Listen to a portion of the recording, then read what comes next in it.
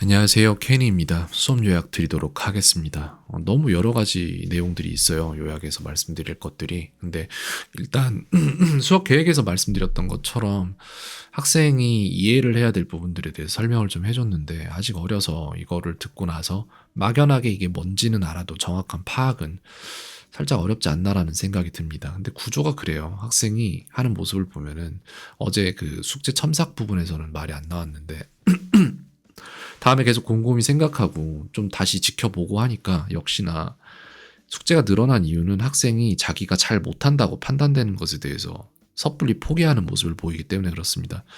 결정적인 부분이 이제 레스토랑이나 이런 것들을 철자를 맞출 때 쓰다가 그냥 말도 안 되는 것 쳐버리고 그냥 넘어가거든요. 그리고 그 시점만 모면해요. 그러고 나서 이 영상 보면서 말씀드릴까요, 그냥? 이걸 텐데 아마 이것도 그렇고 봐봐요.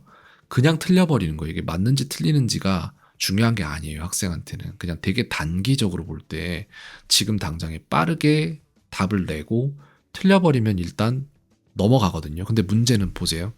여기를 보면은 어려움을 누르면 13일 뒤에 봐야 돼요. 똑같은 카드를. 근데 알맞음을 눌렀다면 27일 뒤에 봤으면 돼요. 근데 이 카드를 보면 딱 정확히 두 배수잖아요. 그러니까 이런 카드가 10개가 되면은 원래 13일 뒤에 어떤 일이 생기냐면은 안 봐도 될 카드 13장을 더 봐야 되는 거예요. 리뷰 카드 13개가 늘어나 있는 거예요. 이런 식으로. 그 학생이 지금 하는 방식이 뭘 제대로 끝내려는 생각을 하는 게 아니라 그냥 지금 당장만 모면하고자 대충 해버리거든요. 얘도 그렇고 이런 게 되게 많이 보여요. 그래가지고는 여기 어디야? 이건데 얘도 봐봐요. 보면 레스토랑트도 발음이 안 나죠. 불어일 겁니다. 이게 아마도 그래서 트 발음 안 할 텐데 이것도 지금 알맞음이면 6일이고 어려움이면 4일인데 이걸 갖다가 어려움을 눌러서 보는 카드의 양을 늘리되 지금 당장만 모면하자라는 얘기인 거예요. 이런 부분 다 설명을 했습니다. 수업에서.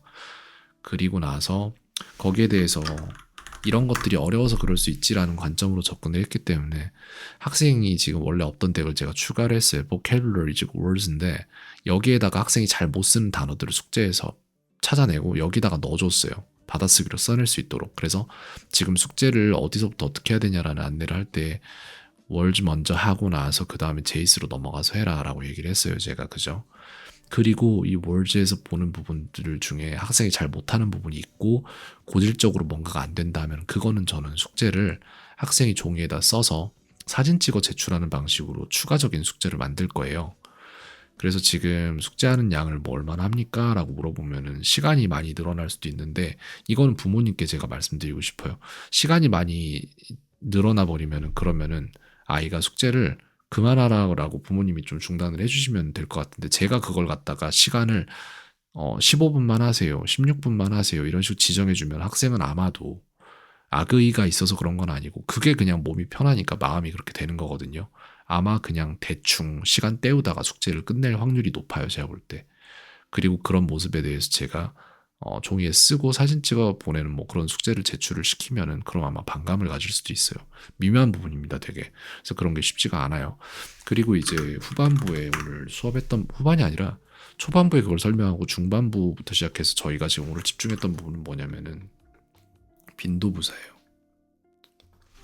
오늘 수업했던 부분의 대부분의 내용들이 빈도부사에 대한 건데 이건 adverb of frequency라고 해서 글쎄요 얼마나 자주에 해당하는 거죠. 항상, 종종, 주로 뭐 이런 것들 둘 다 often, 뭐 usually 내지는 뭐 절대 뭐 이런 것들이 빈도부사이고 거기에 대해서 추가적으로 한 건 뭐냐면은 이거였죠. 이제 once a day, twice a month 이런 식으로 얼마 만에 얼마만큼씩 얼마 만에 이렇게 몇 번 한다 이런 얘기예요. 그래서 이거는 왜 이런 질문들에 대한 그러니까 이런 것들을 왜 배워야 되냐면은 How often do you? 라는 질문을 받을 때 이 모든 것들이 거기에 재료가 되거든요. 이 대답을 하기 위해서. 그래서 그렇게 편성을 했습니다. 이런 부분들을 쭉 지금 편성을 했는데 카드 숫자가 상당히 많아요. 그리고 이렇게 해놓은 이유는 또한 무엇이냐면은 학생이 이게 되게 미묘한 부분인데 이것 또한 학생은 항상 질문을 하거나 뭔가 할 때 새로운 것을 하고 싶어 해요. 그런 거거든요. 예를 들어서 새로운 동물을 키워보고 싶다 이런 게 있죠. 새로운 게임을 해보고 싶다 이런 것도 있을 수 있고 새로운 뭔가를 경험하고 싶어하는 게 있어요. 질문도 들어보면은 되게 맥락 없는데 그냥 팍 튀어나온 호기심이나 궁금증에 대한 질문이나 이런 것들을 가지고 있어요. 근데 그런 것들을 제대로 흡수를 해서 자기 것으로 만들려면 그거를 흡수해낼 수 있을 만한 능력치를 가지고 있어야 되는데 그 능력치는 새로운 것들에 대한 도전에서 나오는 게 아니라 지난 것들에 대한 이렇게 좀 더 공고히 하는 그런 것들을 다져나가는 과정에서 나오거든요. 지루할 수밖에 없어요. 근데 학생은 여기에서 문제가 좀 있는 게 뭐냐면은 새로운 것을 배우고 싶어 할 거예요. 새로운 거 해주면 신나할 거예요. 제가 볼 때는. 근데 신나는 대신에 숙제는 지루해질 거예요. 그리고 그걸 따라잡기 위한 횟수는 점점 더 늘어날 거고 계속해서 뭔가 늘어지는 느낌이 들 거예요. 그렇기 때문에 숙제를 편성하고 학생이 이걸 제대로 해낼 때까지 오늘 전체 과정을 다 겪어보면 어떤 상황이 나오냐면은 지금 추가된 카드들을 역순으로 쭉 보면 이렇게 나와요. 얼마 만에 얼마 뭐뭐 한다. 얼마나 자주 한다. 계속 이거거든요. 근데 잘 못 맞춰요. 왜냐면은 month나 week 이런 기초적인 단어들에 대해서 체득이 안 된 상태이기 때문에 그렇습니다. 그렇기 때문에 오늘 수업에서 이거를 계속해서 끊임없이 반복을 하는 건데 근데 이 모든 것들을 오늘 수업에서도 지루함을 느끼는 모습을 보인단 말이에요. 근데 어쩔 수 없어요.